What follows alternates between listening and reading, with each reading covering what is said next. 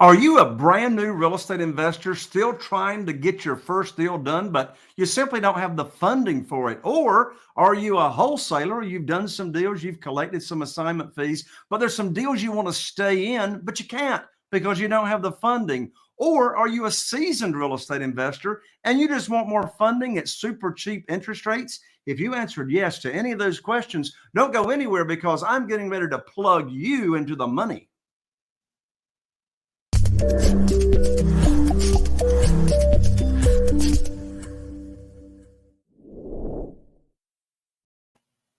Well, hello and welcome to another episode of the Private Money Academy podcast. I'm Jay Connor, your host, also known as the Private Money Authority. And wow, I'm just so excited to have you here as a guest on the show, tuning in. And we've got another amazing show lined up for you today. If you've been tuning in, you know I have amazing guests. Today is no exception. But before I introduce my guest, I have got a absolutely free, brand new private money guide that I want to gift to you just by being here listening or watching to the show.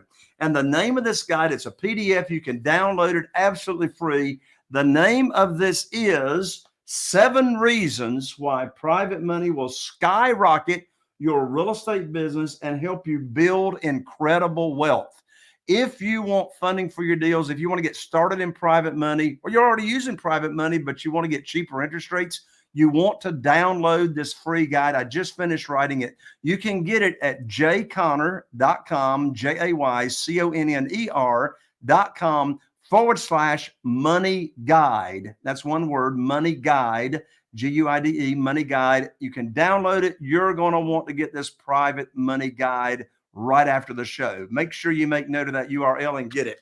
Well, today my guest is recognized as one of the leading commercial real estate executives, and he is CEO of a company called NavigatorCRE. So here's the deal.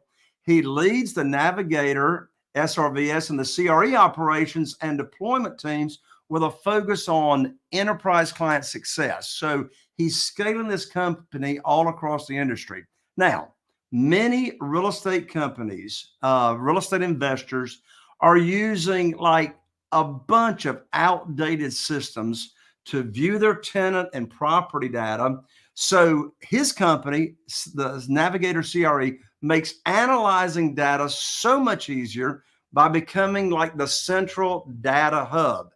Now, just in August last year, the company raised over $17 million in funding to get this thing going.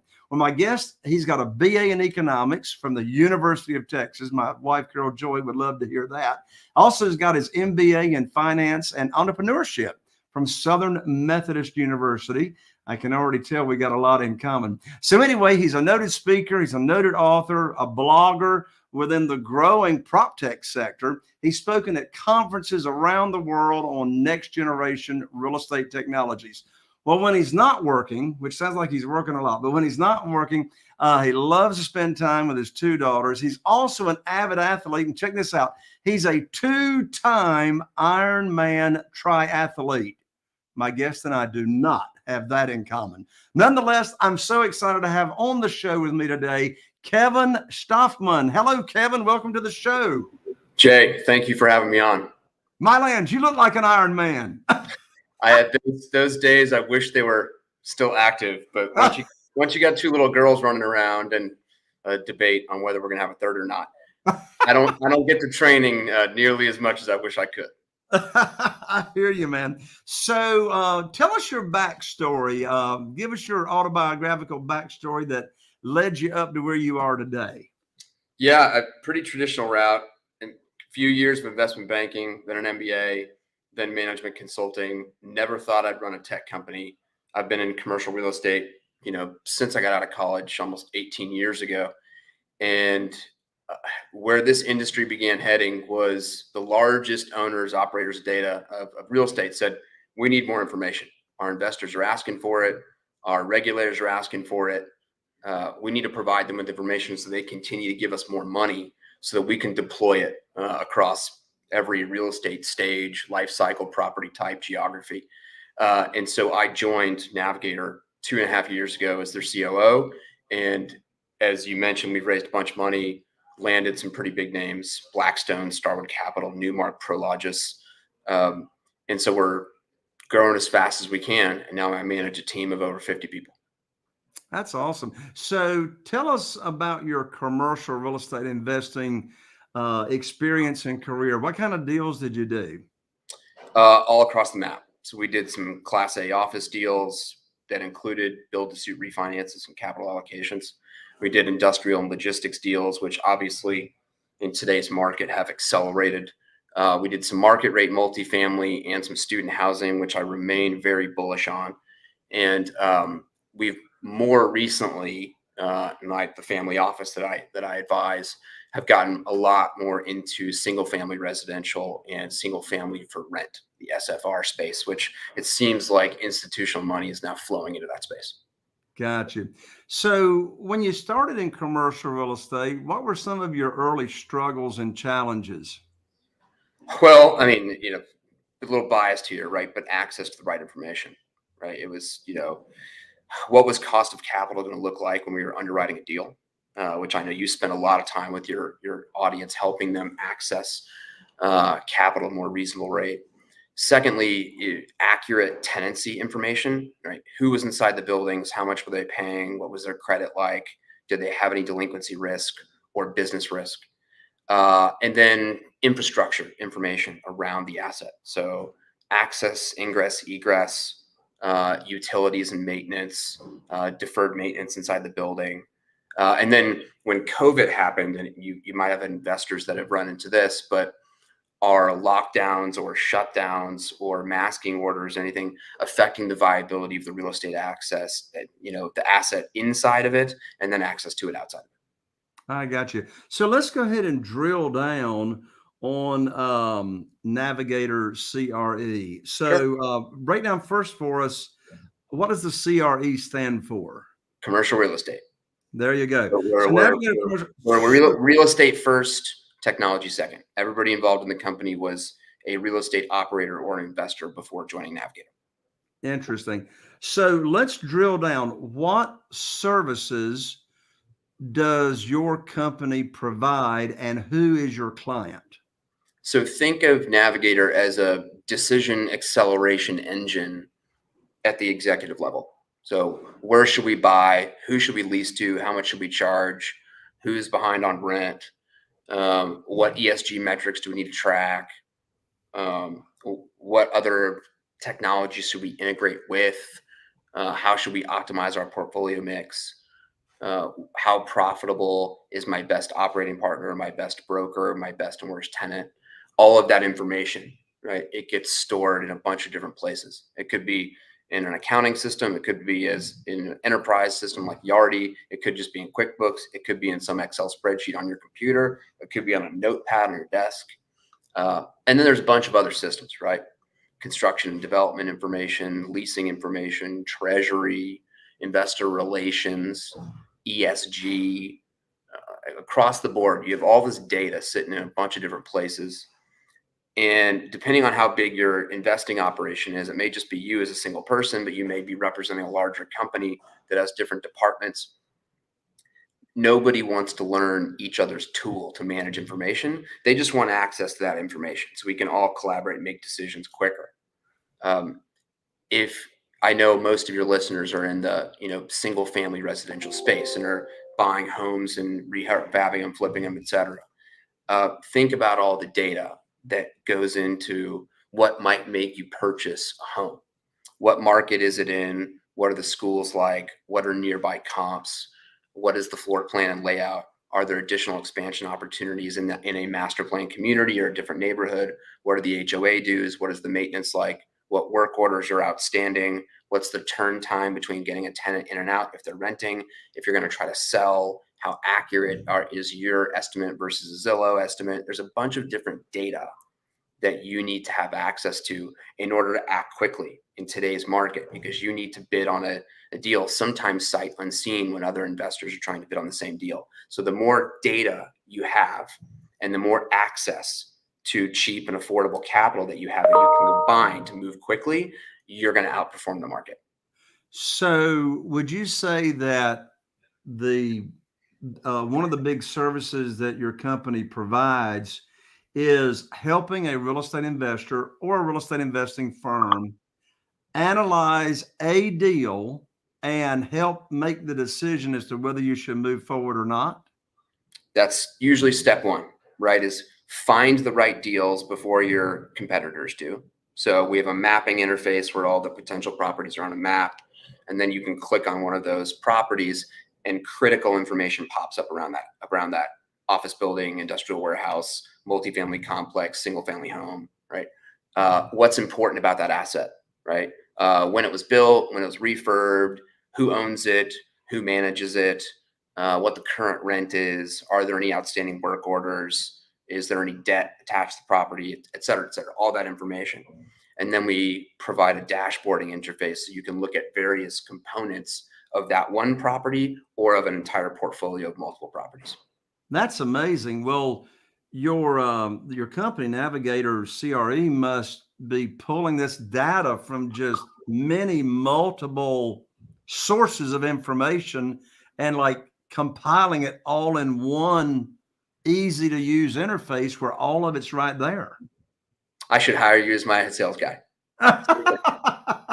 Yeah, typically about when we start with a client, it's typically just 3 or 4 different sources of data. It could be internal data, it could be market data.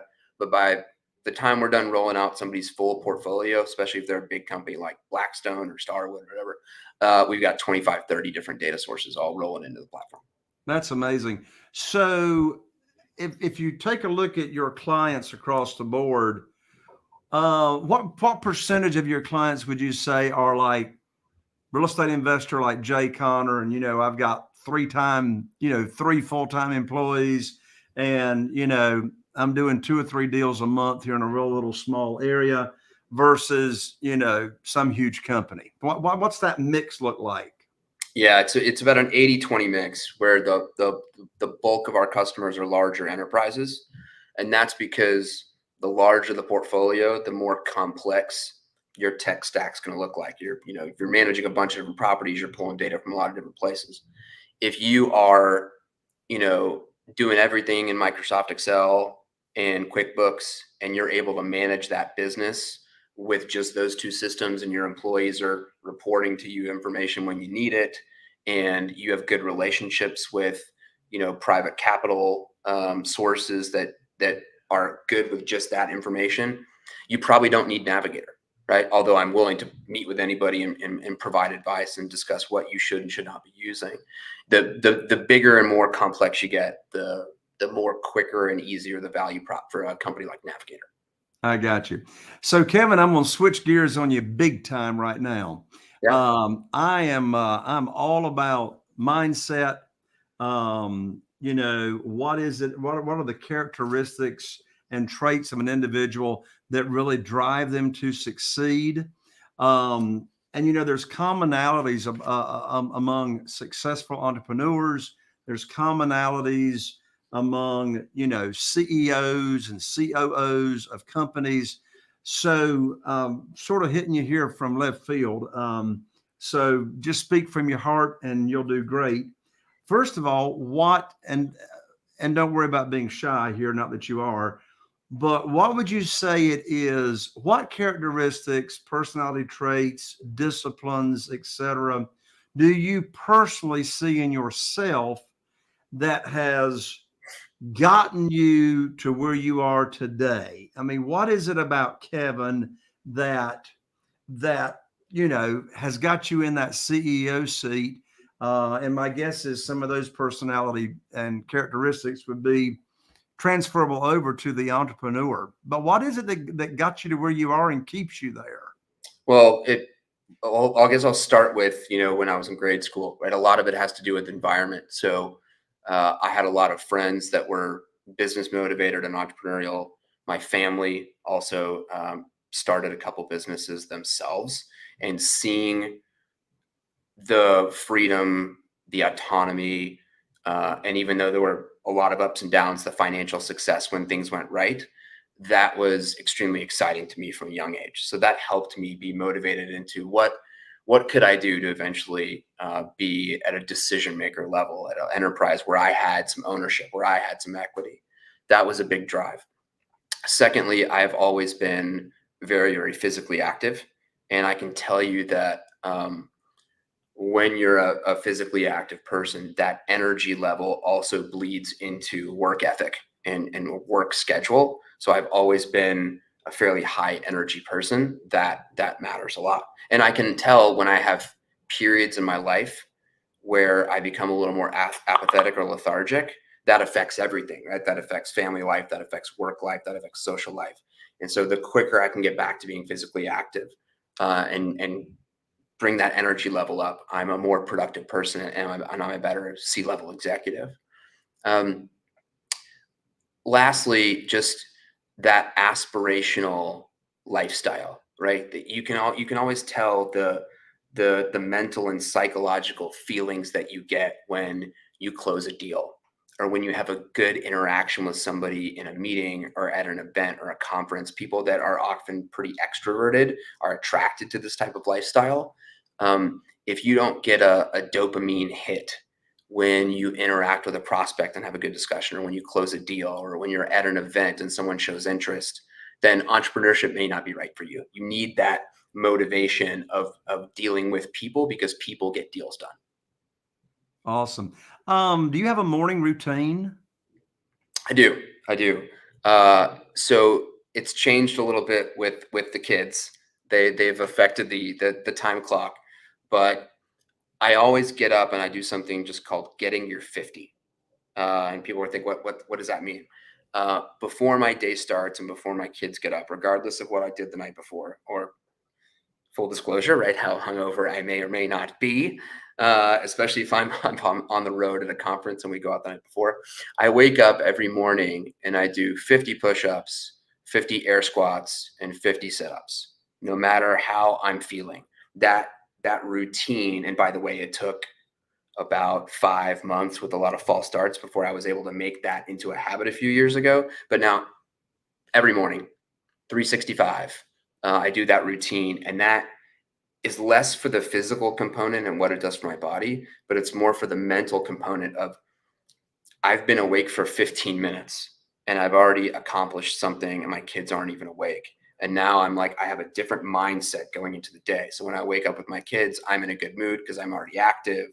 That gets contagious into their minds, no matter how much they slept. And then I get them to school, and then I start my day.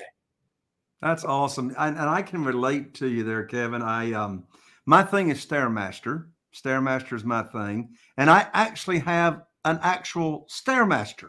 All right. with the original computer thing on there that still works, and it's got the chain.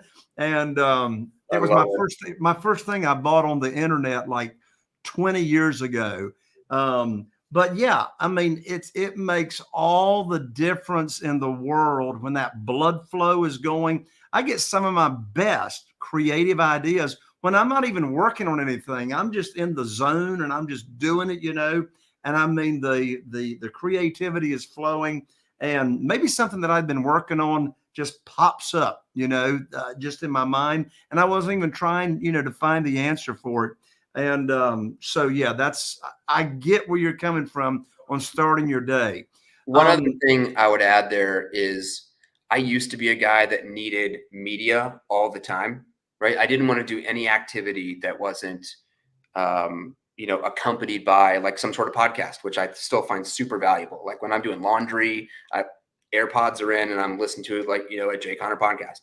But the one area where I don't do that is in the shower after I work out and start my day. I don't listen to music. I don't listen to a podcast. I know a lot of people do that as their morning routine, and that more power to you. But sometimes I just need time and space where I'm not distracted by work or family, other people, to let my ideas flow. And I find the shower to be the best place to just let my mind wander for 10, 15 minutes before my day gets going. That's awesome. Well, us entrepreneurs and the CEOs and the COOs, the highly driven people, one thing that I have a challenge with, and I've got a lot of friends that have a challenge with it, and that is having balance in your life, not working every second, because quite honestly, I don't even view my work as work. It's like, it's what I do. It's like who I am. It's what I do. Right. And so how do you bring in and keep balance in your life? So this might not be the best answer depending on what personality type you are as a listener, but I actually have my assistant schedule time in my calendar that can't be double booked with work stuff. And it's typically an hour in the early evening of each weekday, so I can spend time with my kids around dinner and bath time so that we can all bond together. And then a half day on the weekend, either on a Saturday or on a Sunday, depending on our social schedule, where nothing, people can't ping me. I'm on do not disturb, so that I can really spend time with family and more importantly, just get outside and enjoy nature. That having that every single week and having a little component every single day keeps it to where I don't get burned out. That's awesome. There's a phrase that I coined. I'm sure I didn't come up with it, but I think I did. Anyway, one thing that I've said for years is that successes are scheduled. Successes just don't happen. And I'm not much of a believer in a to-do list. I say take your to-do list and get it on your calendar so it's scheduled. And the reason that comes to my mind, Kevin, is not only is success scheduled, but part of success is having that balance in your life, right? And if you don't get it scheduled, it sounds like you learned from experience, it just might get filled up with some other stuff that did not include your family and what we call actually relaxation and downtime. How far in advance do you schedule vacations? It's either very, very far in advance, 4 or 5 months, or it's extremely last minute, like 3 or 4 hours. Oftentimes, so what I used to do when I was early on being an executive 5 or 6 years ago, I would try to do this thing where I looped on an extra couple days to a work trip or a conference, and I'd bring my wife up there, and we would like try to make it work. And I'd be like, oh look, work's paying for the travel. This makes it help. This helps vacation. What I learned is we couldn't really truly enjoy the vacation because work was on my mind, or we were in a city that we made it work because it was convenient. We've completely changed that up, and now we fairly far in advance plan a trip to somewhere we might not typically go to, and we spend enough time to where we can really dive into the culture and enjoy it.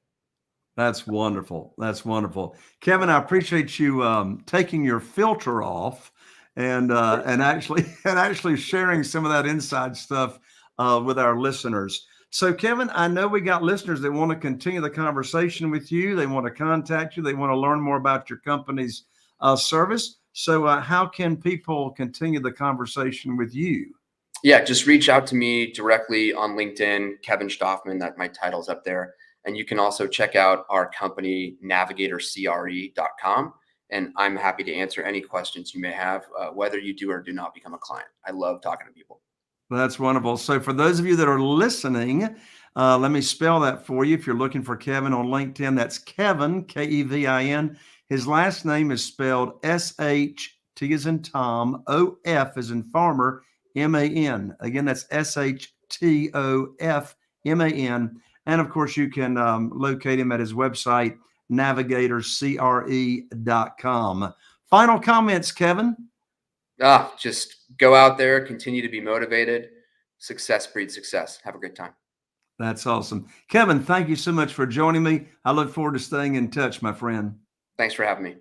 There you have it, folks. Another episode of the Private Money Academy podcast, Real Estate Investing with Jay Conner. And we really appreciate your reviews and your feedback. Be sure to subscribe, rate, and review. And if you happen to be watching on YouTube, be sure and ring that bell, tap that bell, so you're notified every time we come on with another episode. So we look forward to seeing you here on the next Real Estate Investing with Jay Conner. I'm Jay Conner, the Private Money Authority, wishing you all the best. Here's to taking your business to the next level. And we'll see you right here on the next Private Money Academy podcast.